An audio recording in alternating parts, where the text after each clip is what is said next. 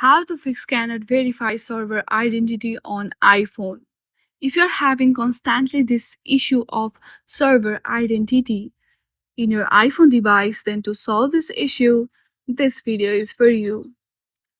For that, first of all, what you need to do is you have to remove all of your accounts from your device. For that, first of all, launch your settings on your device. Then scroll down there, you will see mail option, tap on it and go through the accounts. From there, hit on the iCloud, there you will see remove option, simply remove your account. Then once you do that, scroll up again, then go through the screen time. From here, scroll down a little bit, there you will see content and privacy restriction, make sure that it is toggled off. Now go back again and tap on General in Settings homepage. From here, choose Date and Time and make sure that date and time is correct in your device.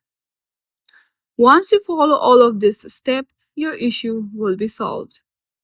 I hope you like this video. If you like this video, then please do not forget to like and subscribe to our channel. Thank you for watching.